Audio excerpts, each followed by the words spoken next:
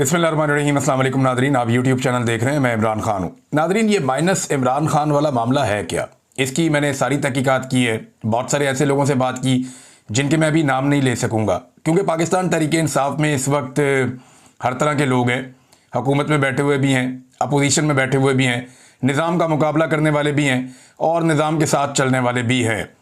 लिहाजा सब लोग नहीं चाहते कि उनका नाम सामने आए, बड़ी मुश्किलात पैदा हो जाती हैं। लेकिन जो चीज़ें मैं आपके सामने रखने लगा हूँ, ये एग्जैक्टली वही हकायक हैं जो हुआ है। अब तक हमारे पास मालूमात क्या है, पहले आप ये देख लीजिए। हमारे पास मालूमात ये हैं कि इमरान खान साहब ने कहा था कि मेरे से मुशावरत के बगैर बजट पास नहीं होगा। उसके बाद जो बड़ी खबर आती है वो ये आती है कि बजट पास हो गया और इमरान खान साहब से मुशावरत नहीं की गई। उसके बाद ये दावा किया जाता है कि यह बजट इसलिए पास किया गया कि खतरा था कि इमरान खान की खैबर पख्तूनख्वा में हुकूमत गिर जाएगी। उस हुकूमत को बचाने के लिए पॉलिटिकल कमेटी ने जनाब एक मीटिंग की थी और उस मीटिंग के अंदर यह तय पाया था कि बजट पास करवा दिया जाए। अब तक आपके सामने यही कहानी आई है। अब मैं आपको जो हकायक बताऊंगा ये वो हैं जो एग्जैक्टली मैंने हर तरफ से इकट्ठे किए हैं और सारे डॉट्स कनेक्ट होने के बाद ये कहानी बनती है। हुआ ये कि जिस वक्त फील्ड मार्शल साहब के खिलाफ अमेरिका में एहतजाज हुआ तो एस्टेब्लिशमेंट की जानिब से अली अमीन गंडापुर को धमकाया गया। उससे पहले भी कहा गया था, बाद में अली अमीन गंडापुर को वार्निंग दी गई और अली अमीन गंडापुर को धमकियां दी गई और उन्हें यह कहा गया कि आपकी हुकूमत अब फारिग है, बजट पास करवाना है तो करवाओ, नहीं तो तुम्हारी हुकूमत फारिग है और इमरान खान से मुलाकातें भी भूल जाओ। और बड़े सख्त पैगाम जो हैं वो गंडापुर साहब को दिए गए, क्योंकि इसमें एस्टेब्लिशमेंट ने पूरी कोशिश की थी कि अमेरिका में किसी किस्म का एहतजाज ना हो सके और इसमें मदद मांगी थी पाकिस्तान तहरीक इंसाफ से। माजी में भी मांगी थी, माजी में तहरीक इंसाफ ने मदद कर दी थी, अमेरिका में एहतजाज रुकवा दिया था। इस मरतबा नहीं रुकवाया, बल्कि अली अमीन गंडापुर ने एक स्टेटमेंट भी इसके ऊपर दे दिया था। तो गंडापुर साहब को जनाब धमकियां दी गई।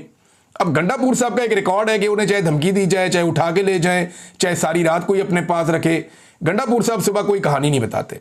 गंडापुर साहब कभी ये नहीं बताते कि उनके साथ क्या हुआ या उन्हें कौन उठाकर ले गया था या एक वजीर आला को इतने घंटों के लिए गायब किया गया तो इसके पीछे कौन लोग थे।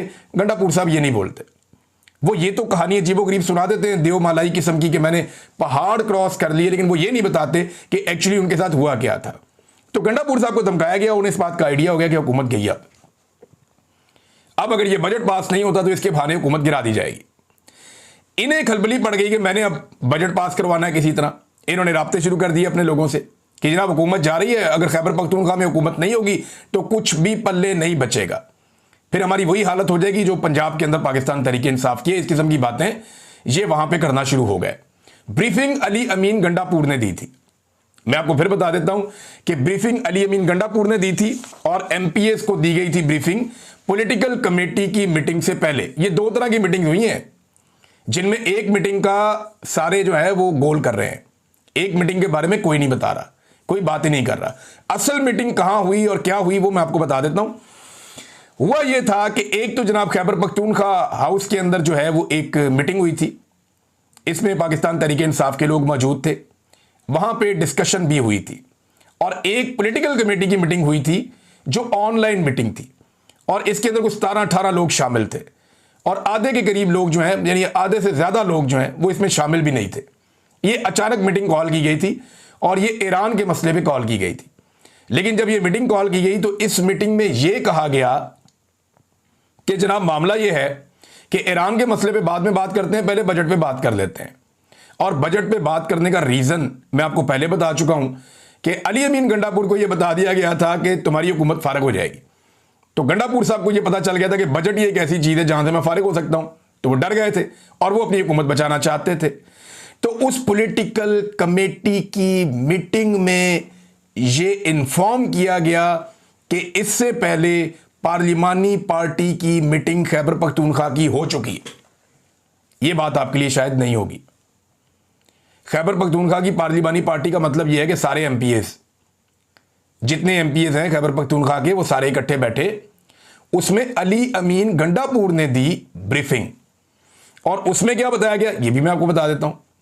उसमें बताया गया जनाब हमारे खिलाफ साजिश हो रही है, हमारी हुकूमत गिरा दी जाएगी, हमारे पास सरप्लस बजट है, हम ये चाहते हैं कि ये पैसा आप लोग खर्च करें जाकर अवाम के ऊपर और ये सब कुछ हमसे छिन जाएगा और हमारी हालत ऐसी हो जाएगी जैसे पंजाब में पाकिस्तान तहरीक इंसाफ की हालत है, और ये साजिश तैयार हो चुकी है। अगर बजट पास ना हुआ तो ये मसला बन जाएगा।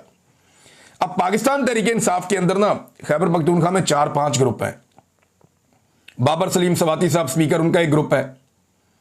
इसी तरह एक ग्रुप जो है वो जुनैद अकबर साहब का है, एक ग्रुप जो है वो आतिफ खान साहब का है।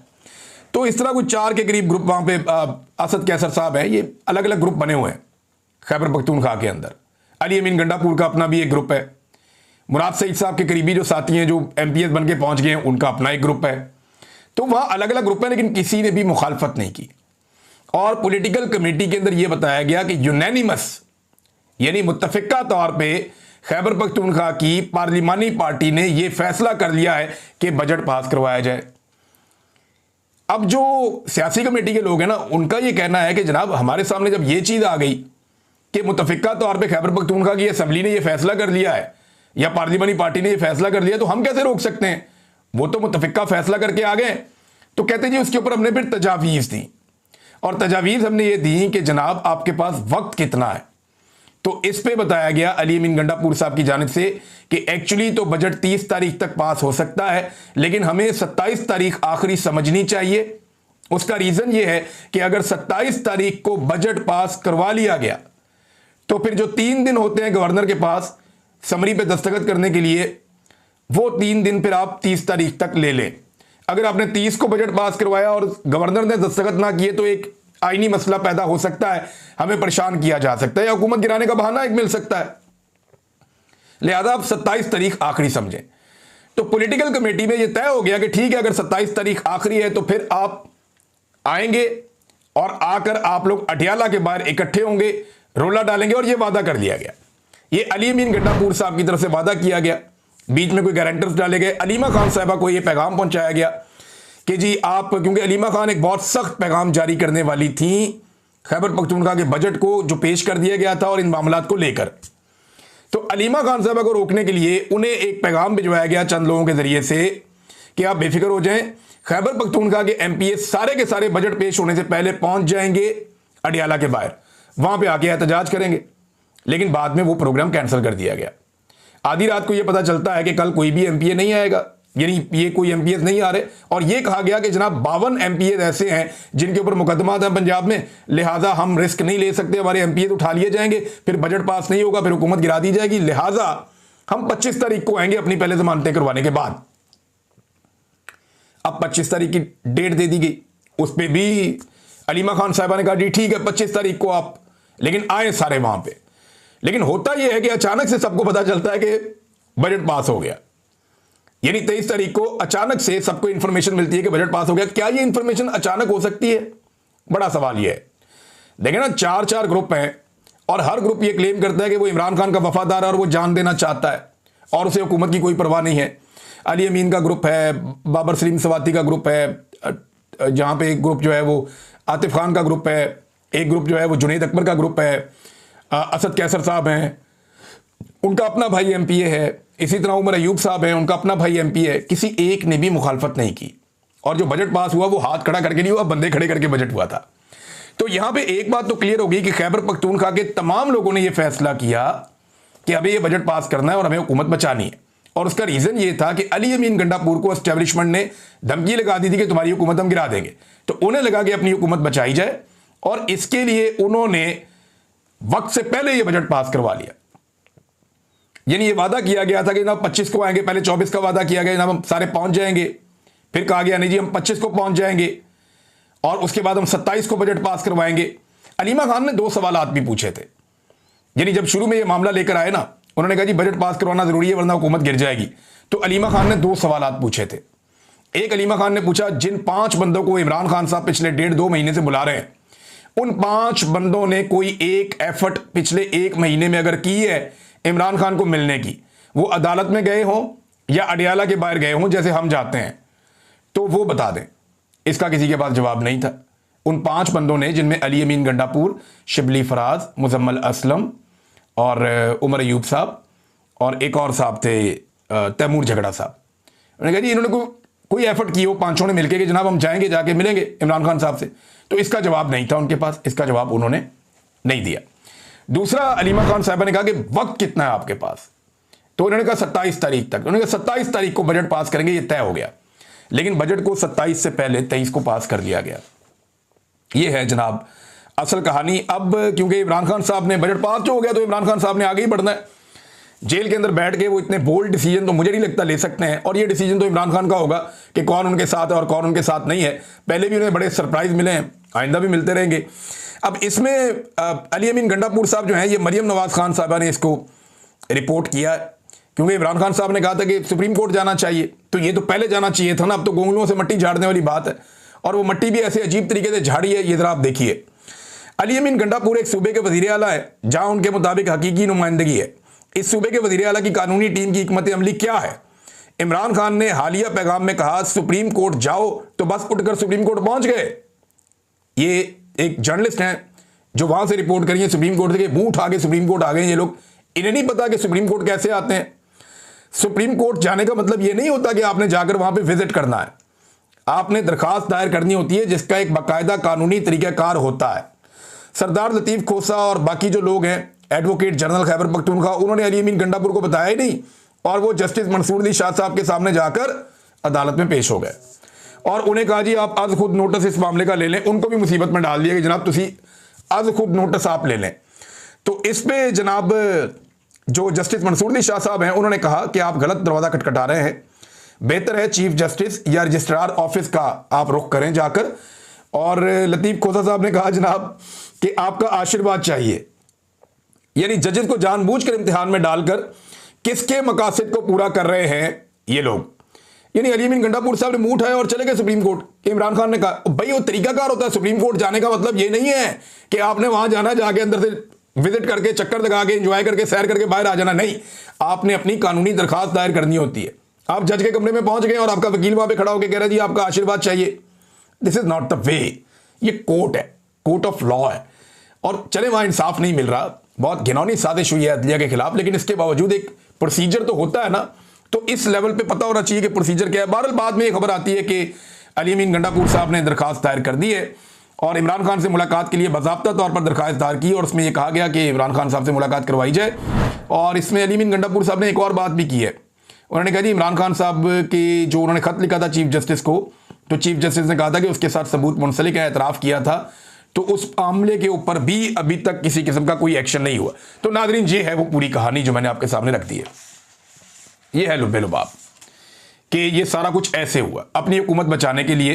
वो चारों ग्रुप जो दिन रात एक दूसरे से लड़ते हैं और हर ग्रुप ये कहता है कि वो ज़्यादा इमरान खान का वफादार है, इन चारों ने मिलकर खैबर पख्तूनख्वा की हुकूमत को इसलिए बचाया कि हुकूमत जाते हुए वो नहीं देख सकते, और उन्हें यह लगता है कि अगर ये हुकूमत चली गई तो इमरान खान साहब का और सियासी तौर पे वैसे भी उन सब का बहुत बड़ा नुकसान हो जाएगा। तो दिन रात लड़ने वाले कैसे इकट्ठे हुए, और ये पॉलिटिकल कमेटी के ऊपर बार बार डाल रहे हैं। पॉलिटिकल कमेटी के लोग बार बार मुझे मैसेजेस और फ़ोन करके बता रहे हैं कि जनाब हमारा कोई लेना देना नहीं है। सलमान अकरम राजा कह चुके हैं, बाकी सारे कह चुके हैं, यार हमारा कोई लेना देना नहीं है, ये बजट पास करने का हमने नहीं कहा। ये पार्लिमानी पार्टी जो थी खैबर पख्तूनख्वा की, जिसमें सारे MPs शामिल थे, उनको अली अमीन गंडापुर ने ब्रीफिंग दी थी, उसके नतीजे में ये बजट पास हुआ। वो ये कह रहे हैं कि ना उन्होंने किया है, वो कह रहे हैं जी उन्होंने किया है। बहरहाल इमरान खान साहब ने इसको पी लिया, इस मामले को भी माजी की तरह, और इस वक्त पीना ही बनता था, इसके ऊपर ज्यादा रोला तो और वो डाल नहीं सकते। अब नाज़रीन जहां पे बजट पे बात होनी चाहिए ना कि गरीब आदमी को क्या मिला, किसान को क्या मिला, मजदूर को क्या मिला, लोगों को रिलीफ कितना मिला, वहां पे ये बात होने की बजाय बात ये हो रही है जनाब कि बजट पास कैसे करवाया गया। और ये सारी कंट्रोवर्सी जो है ये खुद से पैदा की गई। अगर 2-3 दिन इंतजार कर लेते, दिल बड़ा कर लेते, ऐसे कोई हलवा थोड़ी है कोई आएगा और आके हुकूमत गिरा देगा। हुकूमतें ऐसे थोड़ी गिरती हैं, अवामी हुकूमत है, अवाम का बड़ा प्रेशर है खैबर पख्तूनख्वा में। लेकिन एक बात और भी अली अमीन गंडापुर को अंदाजा हो गया है कि वो अब अवाम में उतने मकबूल नहीं है। इमरान खान साहब की मकबूलियत अवाम में बहुत ज़्यादा है, लेकिन अली अमीन गंडापुर ने अपनी मकबूलियत अवाम में खो दी है। कभी पहाड़ियाँ चढ़ के, कभी लोगों को छोड़कर, कभी लाशों को छोड़कर वो भाग गए। तो इसकी वजह से उनकी मकबूलियत खैबर पख्तूनख्वा के अंदर कम हुई है। तो उन्हें शायद ये लगता है कि अब अगर उनकी हुकूमत गिर गई तो लोग उनके लिए खड़े नहीं होंगे। इमरान खान के लिए तो खड़े होते रहेंगे, लेकिन गंडापुर के लिए खड़े नहीं होंगे और वो अपनी हुकूमत गंवा बैठेंगे। उन्हें ऐसा लगता है, लिहाजा उन्होंने जो किया ये ऑब्वियस था और ये दिखाई दे रहा था कि ऐसा ही होना था। अब नाज़रीन पंजाब में असातिज़ा बहुत बड़ी तादाद में पंजाब असम्बली के बाहर पहुंच गए। ये हज़ारों की तादाद है बहुत बड़ी तादाद में। मुतालबा वो ये कर रहे हैं जी कि हमारी तनख्वाहों में और पेंशनों में 50% तक इजाफा किया जाए, हमारे अलाउंसेस भी बढ़ाए जाएं। देखिए, महंगाई जिस शरह से बढ़ी है, इस तरह से पाकिस्तान में लोगों की तनख्वाहें नहीं बढ़ी, लोगों की आमदन नहीं बढ़ी, उसकी वजह से लोग परेशान हैं। यास्मीन राशिद साहबा ने खत लिखा, उन्होंने कहा जी कि पंजाब के बजट में आवाम के लिए कुछ नहीं है। गुज़िश्ता 2 सालों में सूरत हाल मजीद बिगड़ गई है। 44% लोग गुर्बत की लकीर से नीचे चले गए हैं। 26वीं तरमीम के बाद इंसाफ की उम्मीदें ख़त्म हो गई हैं। और इन तमाम मुश्किलात के बावजूद जो टिकटॉकर वज़ीर आला हैं, उन्होंने 40 अरब रुपए अपनी ज़ाती तशहीर पर खर्च कर डाले हैं। हमारे मुल्की हालात अब बनाना रिपब्लिक से भी गए गुजरे हैं, अल्लाह हमारी मदद करे। ये डॉक्टर यास्मीन राशिद साहबा ने और भी बहुत कुछ लिखा, बड़ी डिटेल है उनके इस लेटर के अंदर जो उन्होंने जेल से खत लिखा। लेकिन देखें, कुछ चीज़ें पाकिस्तान तहरीक इंसाफ को बतौर अपोजिशन करनी चाहिए थी जो उन्होंने नहीं की। जहाँ पे हम हुकूमत को याद दिलाते हैं कि उन्हें अवाम का ख्याल रखना है, उन्हें अवाम की उमंगों के मुताबिक आगे चलना है और अवामी जज्बात हम हुकूमत तक पहुँचाते हैं, तो अपोजिशन के लिए भी कुछ रिस्पॉन्सिबिलिटीज़, कुछ जिम्मेदारियाँ होती हैं। देखिए, किसान का इशू आया, इतना बड़ा इशू आया, किसान का बेड़ा गर्क करके रख दिया इस हुकूमत ने। पाकिस्तान तहरीक इंसाफ किसान के साथ खड़ी नहीं हुई, बयानात की हद तक खड़ी हुई, प्रैक्टिकली क्या किया? कुछ नहीं किया। पेट्रोल इमरान खान के दौर में 5 से 10 रुपए बढ़ता था तो अपोजिशन तिगनी का नाच नचाती थी, कुछ नहीं किया। बिजली और गैस की कीमतें जो इन्होंने कहा था कि 300 यूनिट तक हम मुफ्त कर देंगे, उनको दुगना तिगना 4 गुना तक ले गए।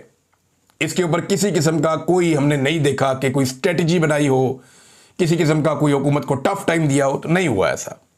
पानी का इशू, नई नहरें निकालने का इशू, इसके ऊपर पाकिस्तान तहरीक इंसाफ कहाँ थी? सिवाय मुखबरी करने के और बात बाहर निकालने के तहरीक इंसाफ ने कुछ नहीं किया इस पे। चीनी का स्कैंडल, इमरान खान के दौर में चीनी 80 रुपए किलो के करीब जब पहुंची तो पूरे पाकिस्तान में भौचाल आ गया था। इमरान खान को चीनी चोर डिक्लेयर कर दिया गया था कि ये जनाब माफियाज हैं।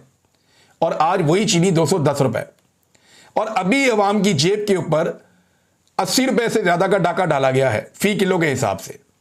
यानी पहले चीनी बहुत बड़ी मिकदार में पाकिस्तान से बाहर भेज के कमीशन कमा ली, फिर उसी मिकदार में पाकिस्तान में वापस मंगवाकर फिर कमीशन कमा ली, और महंगी करके अवाम की जेब पे एक और डाका भी डाल दिया। इसके ऊपर पाकिस्तान तहरीक इंसाफ कहां है? कोई बात की है या किसी तरह खुलकर सामने आई है, या इस माफिया को बेनकाब किया है, या इसके ऊपर कोई हिकमत अमली बनाई है अवाम के साथ मिलकर? कुछ भी नहीं।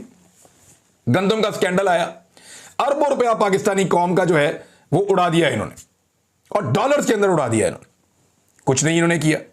जाती तशहीर के ऊपर जितना पैसा ये हुकूमत खर्च कर रही है, इसके ऊपर पाकिस्तान तहरीक इंसाफ की हिकमत अमली जीरो। तो जो अपोजिशन के वो काम हैं जो उन्हें करने चाहिए अवामी उमंगों के मुताबिक, वो काम पाकिस्तान तहरीक इंसाफ नहीं कर रही। मैं सीरियसली आपको कह रहा हूं, इनके पास बहुत मार्जिन है। इतनी नालायक, नकम्मी, नकट्टू ऐसी हुकूमत कभी आपको नहीं मिलेगी। ऐसी हुकूमत जिस अपोजिशन को मिल जाए, वो अपोजिशन तो नाक में दम कर सकती है, लेकिन अपोजिशन इसके ऊपर काम ही नहीं करती।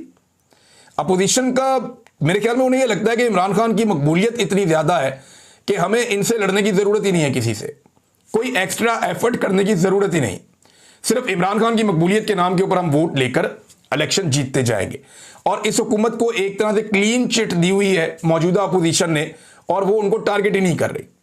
यानी ये हुकूमत अभी भी इमरान खान को, पीटीआई को, इनकी साबिका हुकूमत को उन चीजों के लिए टारगेट करती है जो उन्होंने की नहीं। यानी कोई मुंह उठा के कह देता जी उस वक्त पेट्रोल 300 रुपए लीटर था, कोई कह देता जी उस वक्त फलानी चीज इतने रुपए की थी, तो क्या लोग बिलीव कर लेंगे? अगर सोशल मीडिया ना होता ना तो अपोजिशन टकेगी नहीं थी। पाकिस्तान तहरीक इंसाफ ने अपोजिशन करने के मामले में पाकिस्तानी अवाम को काफ़ी मायूस किया है। इसमें एक स्टेटमेंट जो है वो उमर अयूब साहब ने दिया, और ये स्टेटमेंट दुखती रख गया पाकिस्तान की सिक्योरिटी फोर्सेस की, क्योंकि वो ये कहते हैं जनाब कि इतने सारे ट्राले आ जाते हैं वहाँ से ईरान से डीजल लेकर, पेट्रोल लेकर, तो सिक्योरिटी फोर्सेस उन्हें रोकती क्यों नहीं है?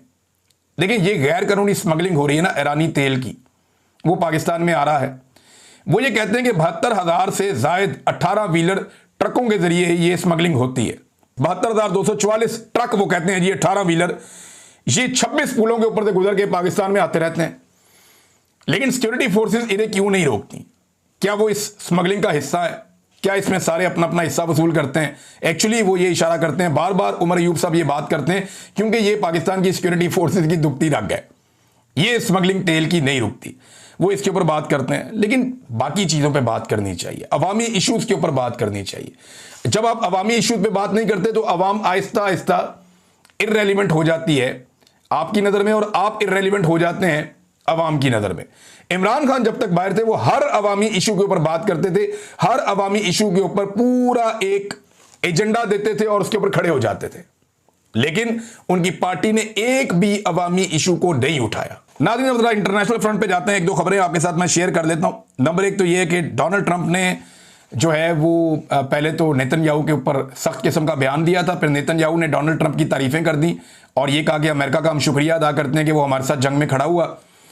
अब डोनाल्ड ट्रंप ने कहा है जनाब कि जंग के आखिरी दिनों में इसराइल को बड़ी मार पड़ी है, ईरानी लोग शानदार हैं, बशमूल ईरान, ये सब के लिए बड़ी कामयाबी है कि जंगबंदी हो गई है। तो डोनाल्ड ट्रंप जनाब जंगबंदी को सेलिब्रेट कर रहे हैं, और इसके बावजूद एक स्टेटमेंट जो है वो मैं पढ़ रहा था मलिया लोधी साहिबा का, और उन्होंने बड़ी इंपॉर्टेंट बात की। उन्होंने कहा कि 8 मरतबा ऐसा हुआ है कि फ़लस्तीनियों के लिए जब आवाज़ उठाई गई कि जनाब जो हमला किया इसराइल ने वो गलत किया है, तो डोनाल्ड ट्रंप ने इसराइल को सपोर्ट किया फ़लस्तीनियों के मुकाबले में, निहत्ते फ़लस्तीनी है। तो ऐसे शख्स को अमन के नोबेल प्राइज़ के लिए कैसे नामजद किया जा सकता है? ये मलिया लोधी साहिबा ने बड़ी जायज़ बात की है। और एक चीज़ और, अमेरिका की जानिब से ये भी कहा गया कि ये जो हमारी इन्वेस्टिगेशन लीक हुई है, या ये जो राज बाहर निकाले गए हैं कि ईरान की जौहरी तनसीबात को तबाह किया गया या नहीं किया गया, वो इसको एक समझते हैं कि ये ब्रीच किया गया है और इसके खिलाफ शायद वहाँ पे कार्रवाई की जाए। लेकिन ये खबरें अखबारों में छप चुकी हैं कि ईरान की जो एटमी तनसीबात हैं उन्हें जिस किस्म के नुकसान पहुँचाने का दावा किया गया वैसा नुकसान वहाँ पर पहुँचा नहीं है।